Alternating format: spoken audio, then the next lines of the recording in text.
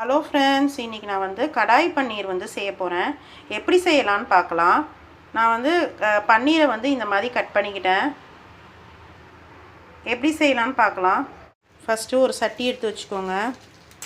அதில் வந்து கொத்தமல்லி வந்து ஒரு 2 ஸ்பூன் எடுத்துக்கோங்க. வரமிளகா வந்து நான் வந்து ஒரு 5 வரமிளகா எடுத்திருக்கேன். ட்ரை ரோஸ்ட் பண்ணிக்கலாம்.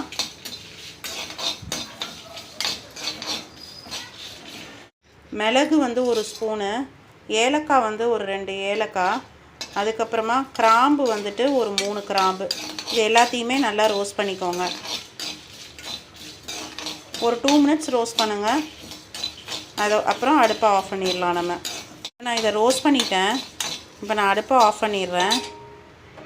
நம்ம வந்து க்யூபாக கட் பண்ணி வச்சுருக்கோம்ல பன்னீரை, அதை வந்து இந்த மாதிரி லைட்டாக ரோஸ்ட் பண்ணிக்கோங்க. இப்போ இது எல்லாத்தையும் வந்து ரோஸ்ட் பண்ணிக்கோங்க.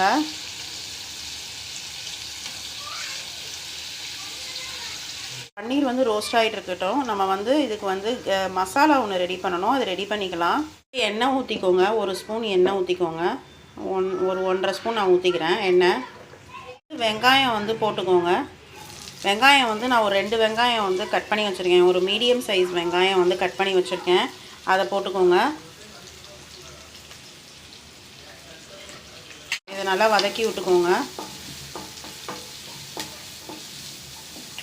இந்த அளவுக்கு ரோஸ்ட் பண்ணால் போதும்.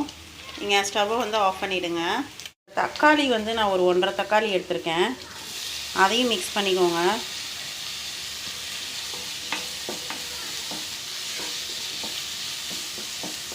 முந்திரி பருப்பு வந்து ஒரு 5 முந்திரி பருப்பு எடுத்திருக்கேன். அதையும் மிக்ஸ் பண்ணிக்கோங்க. நல்லா வதக்கி விட்டுக்கோங்க. தக்காளி நல்லா வதங்குற வரைக்கும் நல்லா வதக்கி விட்டுக்கோங்க. இப்போ இது நான் வதக்கிட்டேன். நான் வந்து வெங்காயம், தக்காளி, இது முந்திரி பருப்பை வந்து ஆற வச்சுட்டு நான் உங்களுக்கு அரைச்சிட்டு பேஸ்ட்டாக காட்டுறேன். இது கடாய் பன்னீர் செய்ய ஆரம்பிக்கலாம். ஒரு 2 ஸ்பூன் எண்ணெய் ஊற்றிக்கோங்க. ஜீரகம் போட்டுக்கோங்க. வெங்காயம் வந்து இந்த மாதிரி கட் பண்ணிக்கோங்க. கட் பண்ணிவிட்டு அதையும் ஆட் பண்ணிக்கோங்க. நான் ஒரு வெங்காயம் எடுத்திருக்கேன். ஒரு மீடியம் சைஸ் வெங்காயம் எடுத்திருக்கேன். அதையும் மிக்ஸ் பண்ணி விட்டுக்கோங்க.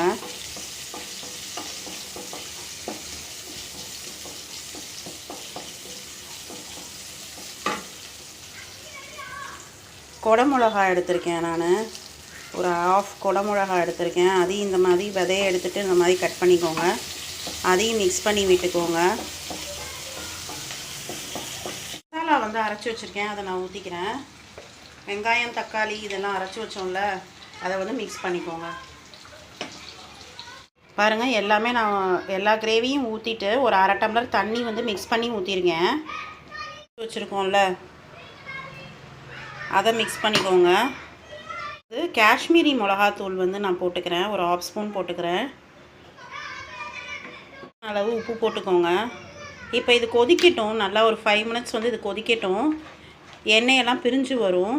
அதுக்கப்புறமா நம்ம வந்து பன்னீரை வந்து ஆட் பண்ணிக்கலாம். ஸ்பூன் வந்து இஞ்சி பூண்டு பேஸ்ட் போட்டுருங்க. இப்போ வந்து நான் மூடி வச்சிடுறேன். ஒரு 5 மினிட்ஸ் கழிச்சு நான் உங்களுக்கு ஓப்பன் பண்ணி காட்டுறேன்.